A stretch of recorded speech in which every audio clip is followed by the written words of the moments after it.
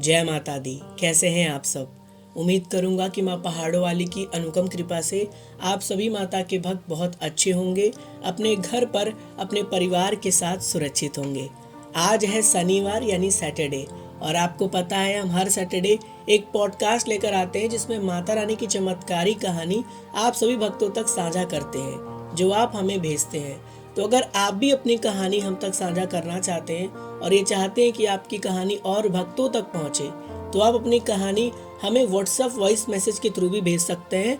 हमारा WhatsApp number है 7505278207, या फिर आप हमें ईमेल कर सकते हैं। हमारा ईमेल आईडी है ayushmaurya@gmail.com। इस ईमेल आईडी पर आप अपनी कहानी हम तक साझा कर सकते हैं। आज के इस पॉडकास्ट की शुरुआत करने से पहले मैं आप सभी भक्तों से हाथ जोड़कर माफ़ी चाहूँगा।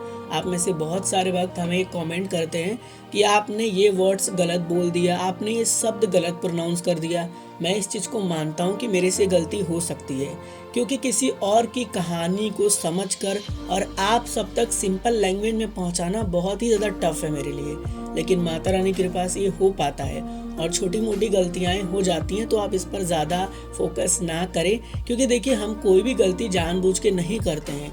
अनजान की गलती तो भगवान भी माफ़ कर देते हैं। तो प्लीज़ आप सब मुझे माफ़ करिएगा। चलिए शुरू करते हैं इस कहानी को। आज की कहानी हम तक साझा किया है ईशान गोयल जी ने, जो कि फिरोजपुर कैंट पंजाब से हैं।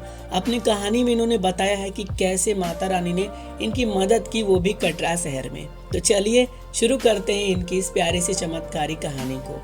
कहानी में बताते हैं कि माता रानी के दरबार हर साल जाते हैं।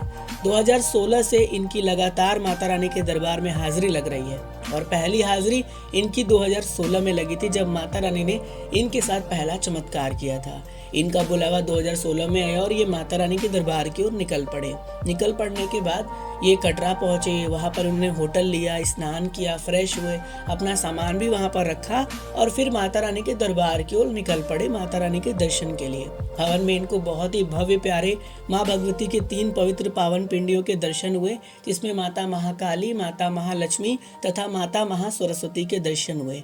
माता रानी के दर्शन करने के बाद ये भैरव बाबा के दर्शन किए और उसके बाद ये रिटर्न कटरा की ओर प्रस्थान कर रहे थे।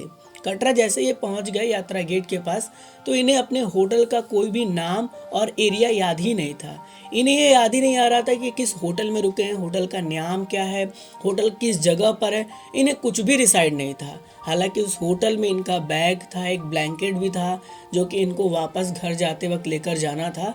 काफ़ी परेशान होने लगे। शाम की इनकी ट्रेन भी थी और फिर ये भटकते भटकते कटरा चौक पर पहुंच गए। कटरा चौक पर जब ये पहुंचे तो वहां पर काफ़ी तेजी से बारिश हो रही थी। बारिश भी तेज होने लगी और ये बस अपने मन में यही सोचने लगे कि मुझे होटल का कुछ भी याद नहीं, होटल मुझे मिलेगा कैसे, मैं कैसे अपना सामान लूँगा। इस चीज़ को सोचते सोचते ये अंदर से रोने लगे और माता रानी को याद करने लगे। वो कहने लगे कि हे माता रानी, मैं आपके दरबार पहली बार आया और पहली बार ही मेरे साथ ऐसा हो रहा है। क्या माता रानी मैं ऐसे ही दरबार से जाऊंगा? मुझे इतनी बड़ी प्रॉब्लम का सामना करना पड़ेगा। अब जो कुछ है तुम्हारे हवाले है। इस तरह से रो ही रहे थे, तब से एक ड्राइवर जो है वो गाड़ी लेकर इनके सामने आ गया और ये बोला कि क्या हुआ, आप रो क्यों रहे हो, क्या बात है? तो उन्होंने बताया कि सर एक्चुअली मुझे होटल का कोई भी नाम और एड्रेस याद नहीं है और मैं कैसे वहाँ पहुँचूँ, मैं बहुत ज़्यादा परेशान हो गया हूँ। तो ड्राइवर ने बोला कि ठीक है आप बैठो, मैं आपको आपके होटल तक ड्रॉप करता हूँ। बट इनके मन में ये था कि मैं पहली बार जीएनके में आया हूँ और किसी और के ऊपर ऐसे भरोसा करना ये सही नहीं है। मैं क्या करूँ ये समझ नहीं पा रहे थे, काफ़ी ज़्यादा कंफ्यूज हो रहे थे और माता रानी को बस याद ही कर रहे थे। फिर उन्होंने सोचा चलो माता रानी का नाम लेकर इसके साथ बैठते हैं, जो होगा माता रानी देखेंगी। जैसे ये कार में एंटर करते हैं, उस ड्राइवर के साथ या गाड़ी में बैठते हैं, तो इन्हें सामने माता रानी का पवित्र 3 पावन पिंडियों के दर्शन होते हैं उसी कार में।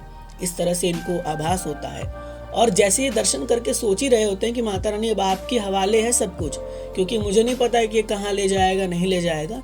वैसे ही वो गाड़ी जो है वो जाकर इनके होटल के पास रुकती है और वो बोलता है कि देखो सामने आपका होटल है, आप जाओ और यहाँ पर जाकर जो है अपना सामान ले लो। और याद रखना कि कभी भी ऐसा मत सोचना कि आप माता रानी के दरबार आते हो तो आपको यहाँ पर कोई परेशानी होगी। क्योंकि सब माता रानी है।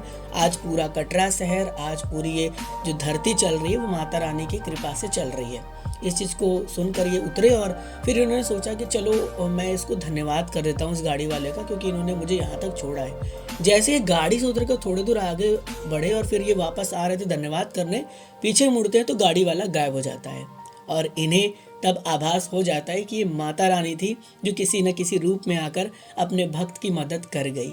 कहते हैं ना कि अगर आपका दिल सच्चा है, आप सच्ची भक्ति कर रहे हैं, माँ भगवती के दरबार गए हैं, तो आपको कोई भी परेशानी माता रानी कभी आने ही नहीं देगी, क्योंकि ज़िंदगी का नाम है दुख और सुख, दोनों आता रहता है ज़िंदगी में। लेकिन माता रानी की जब अनुपम कृपा होती है ना, तो कभी गलत नहीं होता है। इन्होंने ये कहा था कि माता रानी क्या मैं ऐसे ही जाऊंगा, लेकिन माता रानी की इतनी अनुपम कृपा रही कि माता रानी ने इनका काम बना दिया और फाइनली उस दिन से माता रानी के दरबार हर साल जाते हैं, माता रानी के दर्शन करते हैं और माता रानी की कृपा इन पर बहुत ज़्यादा बनी हुई है। ऐसी ये अपने कहानी में बताते हैं। इस चीज़ को सुन के मुझे भी बहुत अच्छा लगा।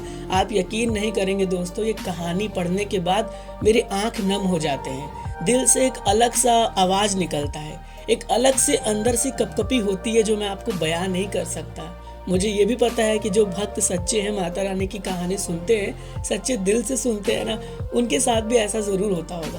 क्योंकि जब मैं एक कहानी पहली बार पढ़ता हूँ ना, तो इतना मैं क्या ही बताऊँ आपको, वो बयां करना ही मुश्किल है अपने शब्दों में।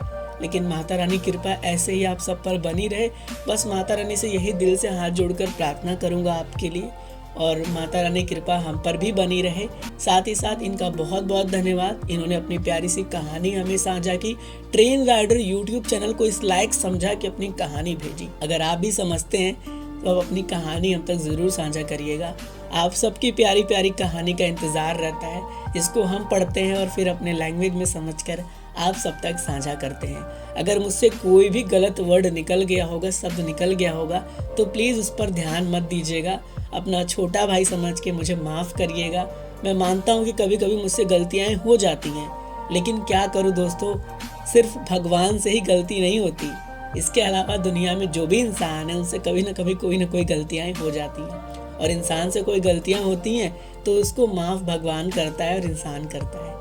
तो चलिए फिर मिलेंगे एक और नई चमत्कारी कहानी के साथ। तब तक आप जुड़े रहिए आपके प्यारे से इस YouTube ट्रेन राइडर चैनल के साथ।